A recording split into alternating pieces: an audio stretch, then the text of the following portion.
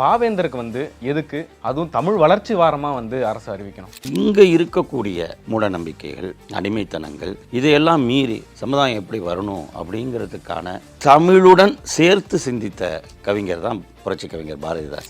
தென்றலிலே குளிரா இல்லை, தோப்பிலே நிழலா இல்லை, அது மாதிரி தமிழில் என்ன இல்லை, தமிழகத்தின் தமிழ் தெருக்களில் தமிழ்தான் இல்லை அப்படின்னு அந்த வேதனையை அவர் வந்து சொல்லி, வசதி இல்லாதனால அவன் படிக்கலன்னு ஒரு தமிழன் சொல்லிட்டானா மொத்த தமிழனுமே வெக்கப்படணும்டா.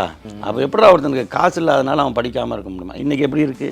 இன்னைக்கு வெளிமாநிலத்திலிருந்து வந்து படிக்க அந்த அளவுக்கான அதுதான் சொல்கிறான். பட்டு துணி கடைக்கு சில்க் ஷாப் என்று பெயர் தொங்குதல் சிறப்பு போலும் அப்படின்னு ஒரு கிண்டல் பண்ணார். 2010 கோவையில் நடைபெற்ற செம்மொழி மாநாட்டில் இணைய மாநாடுன்னு ஒன்று தனியாக நடந்தது. அதெல்லாம் யாருமே பெருசாக கவனிக்கவே இல்லை.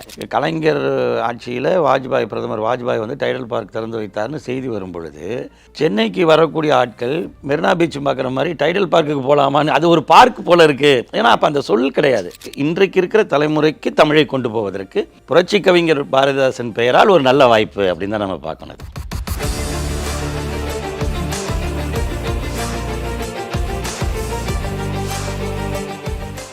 ஸ்பார்க் மீடியா நேயர்களுக்கு வணக்கம். புரட்சி கவிஞர் பாவேந்தர் பாரதிதாசன் அவர்களோட பிறந்தநாளை வந்து தமிழ் வளர்ச்சி வாரமாக தமிழ்நாடு அரசு அறிவிச்சிருக்காங்க. அதை ஒட்டி பாவேந்தர் பற்றியும் தமிழோட வளர்ச்சி, இன்றைய நவீன யுகத்தில் தமிழ் எந்த அளவுக்கு வளர்ந்துருக்கு, இல்லை இன்னும் எந்த அளவுக்கு வளரணும் அப்படின்றத பற்றிலாம் நிறைய தகவலை நம்ம கூட பகிர்ந்ததுக்காக மூத்த பத்திரிகையாளர் கோவி லெனின் ஐயா அவர்கள் வந்து நம்ம கூட கலந்துட்டுருக்காரு. வணக்கம். வணக்கங்க. நம்ம எவ்வளோ தலைவர்களை பார்த்துருப்போம், எவ்வளோ கவிஞர்களை பார்த்துருப்போம். இன்றைக்கி வரைக்குமே நவீன யுகத்தில் கூட நம்ம அதை பார்த்துட்டு தான் இருக்கோம். அப்படி இருந்தோம் பாவேந்தருக்கு வந்து எதுக்கு அதுவும் தமிழ் வளர்ச்சி வாரமாக வந்து அரசு அறிவிக்கணும்? அதாவது தமிழ் மரபுலேயே வந்து நீங்கள் சொல்கிற மாதிரி ஒரு இலக்கிய மரபுங்கிறது நமக்கு நீண்ட இலக்கிய மரபு. அதுவும் இந்திய இலக்கியங்கள் எடுத்துக்கிட்டோம்னா தமிழை போல மூத்த ஒரு இது கிடையாது. உலக அளவிலும் அது முன்னோடியான மொழிகளில் ஒன்றாக அது இருக்குது. ஒரு இலக்கிய வளத்தில் குறிப்பாக நமக்கு வந்து இந்த கவிதை நடை அப்படிங்கிறது நமக்கு தொடர்ச்சியாக இருக்கக்கூடிய ஒரு கவிதை மரபு. ஒரு 3000 ஆண்டு கால தொடர்ச்சியான கவிதை மரபு நமக்கு உண்டு. இப்போ நம்ம சங்க இலக்கிய பாடல்களில் இருக்கிற அந்த கவிதைகளாக இருக்கட்டும், அந்த செய்யுள் வடிவங்கள், அப்புறம் திருக்குறள் போன்ற இதில் இருக்கட்டும், அப்புறம் பின்னாடி சிலப்பதிகாரம், கம்பராமாயணம் அதனுடைய முறைகளாக இருக்கட்டும், அப்புறம் வந்து பக்தி இலக்கியங்களில் வரக்கூடிய அந்த தேவாரம், திருவாசகம், பாசுரங்கள் இதெல்லாம் இருக்கட்டும். அப்புறம் ஒரு கட்டத்தில் மறுமலர்ச்சியாக நிறைய வருது. வள்ளலார் அதை முன்னெடுக்கிறாரு, அப்புறம் பாரதியார் அதை பண்ணுறாரு. இப்போ பாரதியாருடைய கவிதைகள்ங்கிறது விடுதலை போராட்டத்துடன் இணைந்த ஒரு உணர்ச்சி வேகத்தை கொடுக்குது. மக்களோட இணைக்கிற ஒரு தன்மையை வந்து பாரதியாரோட கவிதைகள் வந்து அது வரைக்கும் பார்த்திங்கன்னா அது அந்தந்த காலத்தில் இருக்கக்கூடிய ஒரு சூழலை பிரதிபலிக்கிறது தான் இலக்கியம். எப்பொழுதுமே அதை எதிரொலிக்கக்கூடிய ஒரு வாய்ப்பு. இருந்தாலும் ஒரு ஒரு உந்து சக்தியாக எப்போ வருது அப்படின்னா அது வந்து இந்த விடுதலை போராட்டத்தில் அது பங்கெடுக்குது. அதே நேரத்தில் நம்முடைய சமுதாய மறுமலர்ச்சி, இந்த வந்து விடுதலை அப்படிங்கிறது வந்து பிரிட்டிஷ்டேருந்து நாம் விடுதலை பெறுறது. ஆனால் சமுதாய மறுமலர்ச்சிங்கிறது இங்கே இருக்கக்கூடிய நம்மிடம் இருக்கக்கூடிய இந்த சமுதாயத்தில் இருக்கக்கூடிய ஏற்றத்தாழ்வுகள், மூடநம்பிக்கைகள், அடிமைத்தனங்கள் இதையெல்லாம் மீறி ஒரு சமுதாயம் எப்படி வரணும் அப்படிங்கிறதுக்கான தமிழுடன் சேர்த்து சிந்தித்த கவிஞர் தான் புரட்சி கவிஞர் பாரதிதாசன். அதுதான் அவருடைய சிறப்பு.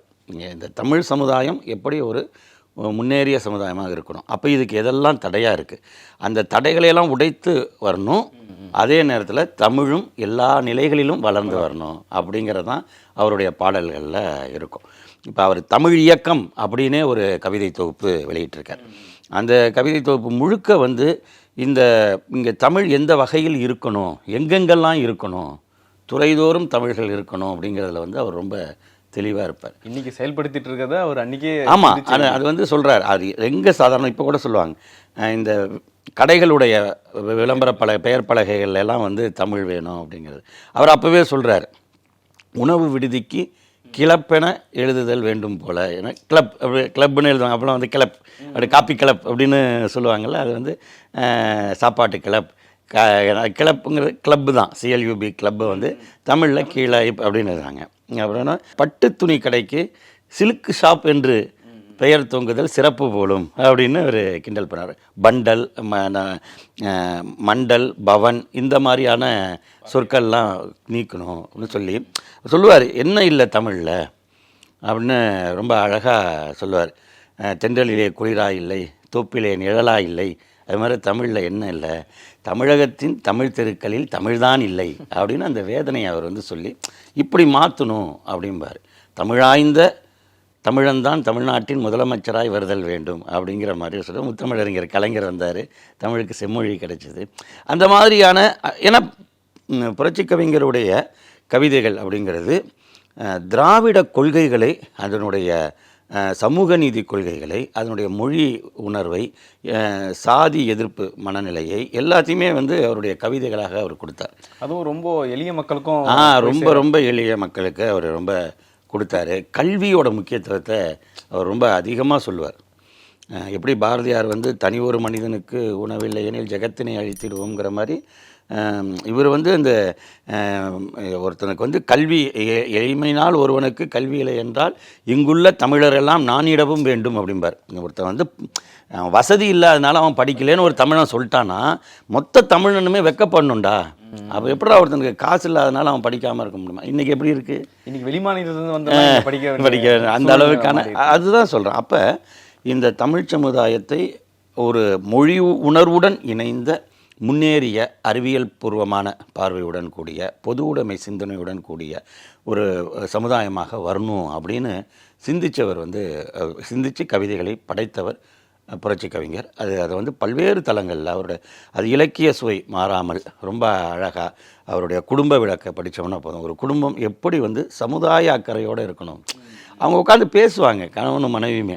சரி, பகலெல்லாம் நம்ம வந்து வீட்டுக்காக எவ்வளோ பாடுபட்டோமே, ஒரு கொஞ்ச நேரம் நம்ம நாட்டை பற்றி சிந்திப்போமே அப்படின்னு உட்காந்து அதை பற்றி பேசுகிறது, இந்த குடும்ப விளக்கில் அதை சொல்கிறது, இப்படி அவருக்கு வந்து ஒரு பெரிய இது இருந்துச்சு. அவருக்கு பார்வை வந்து தமிழ் சார்ந்து, அதாவது தமிழ் எங்கள் உயிருக்கு நீர் அப்படின்னு அவர் பாடினவர்.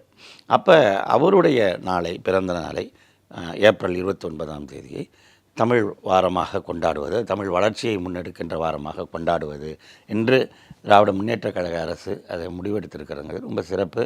அது வந்து அவர் எதிர்பார்த்த மாதிரியே அது எல்லா இடத்துலையும் இருக்கணுங்கிற மாதிரி மாவட்டங்கள் தோறும் நிகழ்ச்சி, பள்ளி கல்லூரிகள் எல்லாம் அதை நடத்தி எதிர்கால தலைமுறையை தமிழ் உணர்வோடு கொண்டு வரணும். இன்றைக்கி நிறைய பேருக்கு வந்து தமிழ் எழுத்துக்களை எழுதுறதுல சிக்கல்லாம் இருக்குது. ஏன்னா நம்ம வந்து ஆமாம், அது மாதிரி அந்த சமுதாயத்துக்கு இன்றைக்கு இருக்கிற தலைமுறைக்கு தமிழை கொண்டு போவதற்கு புரட்சி கவிஞர் பாரதிதாசன் பெயரால் ஒரு நல்ல வாய்ப்பு அப்படின்னு தான் நம்ம பார்க்கணும். இப்போ நிறைய சோஷியல் மீடியா வந்துருச்சு, அதோட ஆதிக்கம். அது இல்லாமல் ஏஐ அப்படின்ற மாதிரி தொழில்நுட்பம் வந்துருச்சு.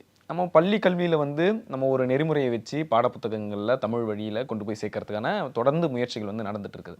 அதை தாண்டி தமிழை வந்து பிள்ளைகள்கிட்ட கொண்டு போய் சேர்க்கறதுக்கு என்ன மாதிரி முயற்சிகளை மேற்கொள்ளலாம்? இதை நீங்கள் சொன்னதே தான். இப்போ ஏஐ இருக்குது அப்படின்னா இது எல்லாத்தையுமே வந்து நீங்கள் நல்லா பார்த்தீங்கன்னா புராண இதிகாசங்களை வந்து நீங்கள் இன்றைக்கி வடிவம் வரைக்கும் நீங்கள் வந்து அது வந்து அடாப்ட் ஆகி வந்துக்கிட்டே இருக்கும். இப்போ ஒரு நாளத்தில் வந்து தெருக்கூத்தா நடிச்சிருப்பாங்க, கதா காலட்சேபமாக அதை பண்ணியிருப்பாங்க, அதுக்கப்புறம் நாடகங்களை போட்டிருப்பாங்க, அப்புறம் சினிமாவாக வந்தது, அப்புறம் சீரீஸ் தொலைக்காட்சி தான் வந்துச்சு, இப்போ அனிமேஷனில் அது வருது, படக்கதை வடிவங்களில் அச்சில் வரும்பொழுது கதையாக எழுதுனாங்க. ஃபஸ்ட்டு அது செய்யுளாக தான் இருக்கும், அதுக்கப்புறம் அது உரைநடையாக அதுக்கு விளக்கங்கள் அப்போலாம் அது உரைநடையாக எழுதுகிறாங்க. அதுக்கப்புறம் பார்த்திங்கன்னா படக்கதையாக கொடுக்குறாங்க. ஸோ இந்த ஒவ்வொரு கட்டத்துக்கும் அதை மாற்றுறாங்கல்ல, அது மாதிரி தமிழுடைய சிறப்புகள், தமிழோட இலக்கண சிறப்பு, தமிழோட இலக்கிய வளம், தமிழ் மொழியோட அந்த ஒரு நீண்ட பாரம்பரியம், அது மாதிரி தமிழரோட வாழ்க்கை முறை, தமிழர் வாழ்க்கை முறையில் இன்றைக்கும் நம்ம கடைபிடிக்க வேண்டிய அம்சங்கள் என்ன அப்படிங்கிறதெல்லாம் வந்து நீங்கள் வந்து இந்த தொழில்நுட்பத்தில் எளிதாக பயன்படுத்தலாம். ரொம்ப எளிது. மாணவர்களுக்கு வந்து நீங்கள் வந்து உட்காந்து அதை வகுப்பு எடுத்து சொல்லி கொடுக்கறத விட இதை மாதிரி ஒன்று கொடுத்தா அவனே வந்து ஷேர் பண்ணிகிட்ருப்பான். அடுத்து இது மாதிரி பண்ணலாம் அப்படின்னு தெரிஞ்சால், இப்போ ஃபுட்டி ட்ராவல் இந்த ரெண்டும் வந்து எப்படி வந்து எல்லா இடத்துக்கும் போகுது, என்ன காரணம்?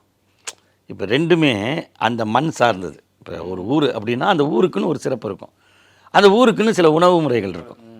இது தானே இது வந்து அப்போ என்ன அர்த்தம்? இது ரொம்ப காலமாக இருக்கிற ஒரு இதுதான். அது இன்றைக்கி தொழில்நுட்பத்தில் அங்கே போயிட்டு ஆகா இந்த சிக்கன் எப்படி இருக்குது பாருங்கள், இந்த கோழி நாட்டுக்கோழிங்க அப்படிங்கிறேன். இந்த பிராய்லர் சிக்கனை விட நாட்டுக்கோழின்னு சொல்லிட்டு அதுக்கு ஒரு இருக்குது. அது மாதிரி இது வந்து நாட்டு மாடு பாலுங்க அப்படின்னு சொல்லும் பொழுது, ஓ இதில் ஏதோ சிறப்பு இருக்குது, அதை உட்காந்து பார்க்குறாங்கல்ல அந்த இது.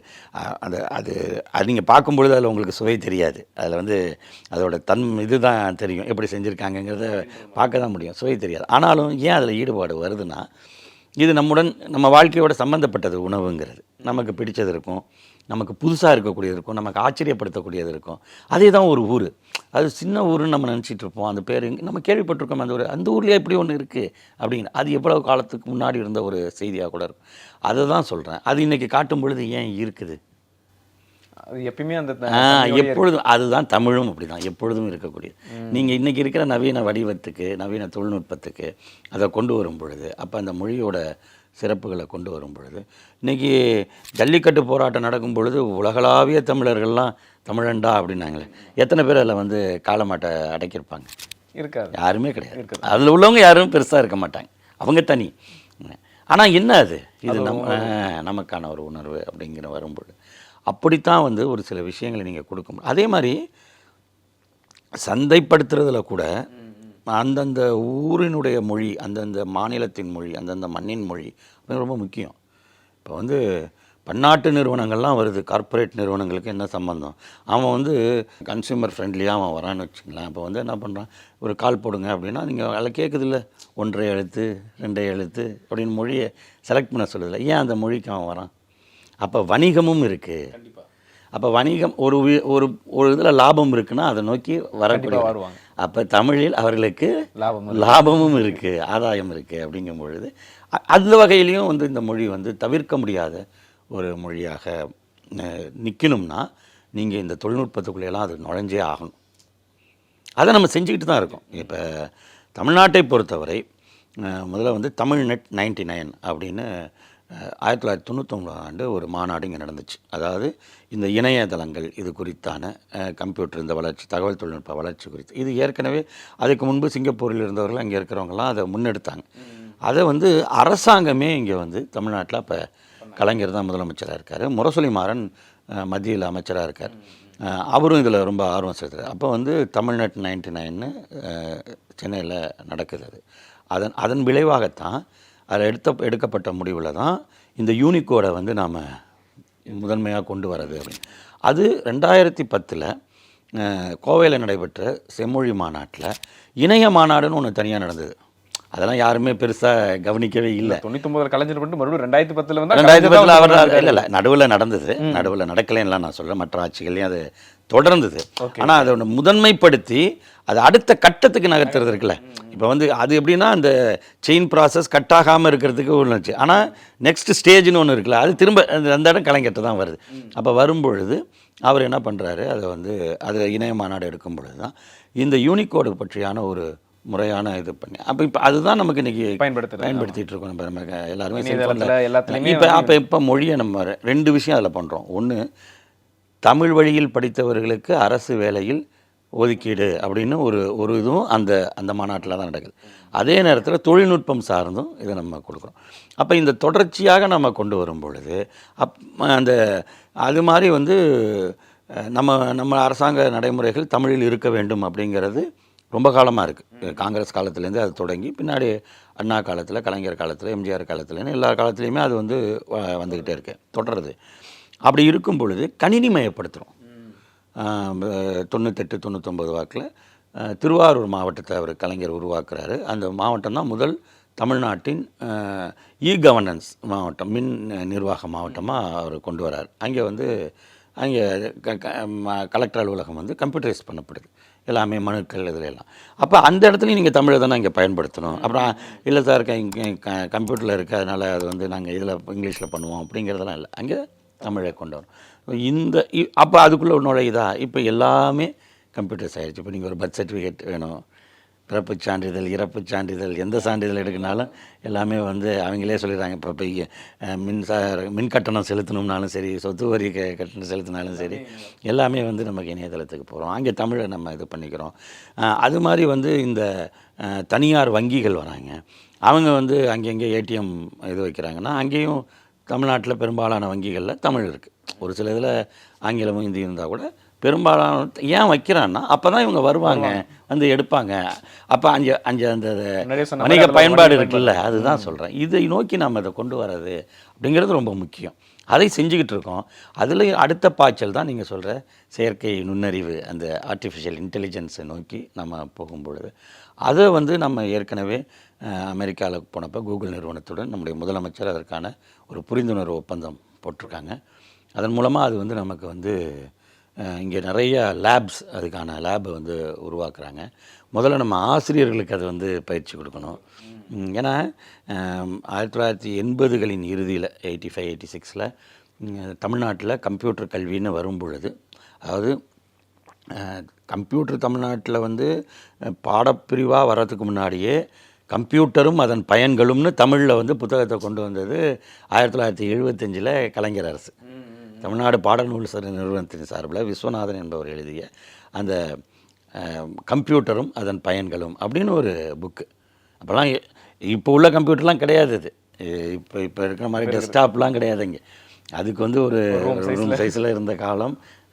அது வந்து இருந்தாலும் அதோடைய இனிமேல் வருங்காலத்தில் இது இருக்கும். அது Tamil Nadu textbook society, Tamil Nadu பாடநூல் நிறுவனம் அதை வந்து கொடுக்குது. அதில் வந்து அப்போ கொடுங்க. அதுக்கப்புறம் பின்னாடி பட்டப்படிப்புகள் வருது, பிஜி டிப்ளமோ வருது கம்ப்யூட்டரில். அப்போ பட்டப்படிப்புகள் வரும்பொழுது ஆசிரியர்களே கிடையாது அதுக்கு கம்ப்யூட்டர் படித்தவங்க.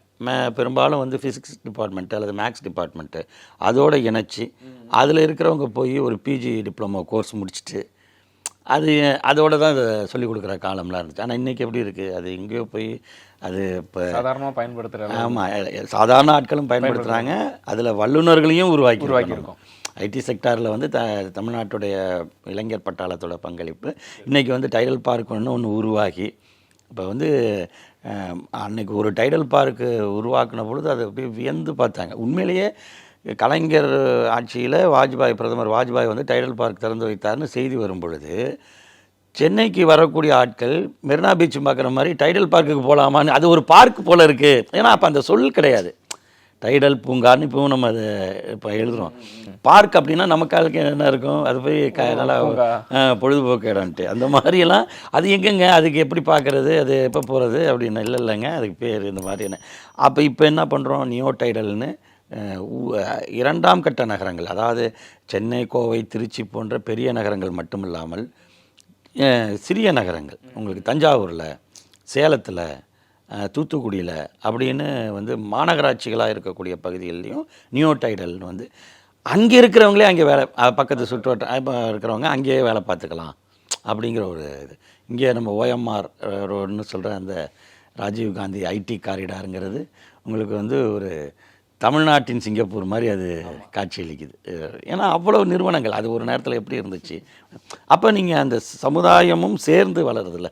ஒரு வெறும் நீங்கள் வந்து மொழி வளர்ச்சி மட்டும் இல்லை, அந்த மொழியை பேசக்கூடிய மக்களின் வளர்ச்சி, அந்த சமுதாயத்தினுடைய ஒட்டுமொத்த வளர்ச்சி, இது எல்லாமே தமிழுக்குள்ளே அடங்கியிருக்கு. அப்படிங்கிறது தான் தமிழ் வாரத்தினுடைய சிறப்பு.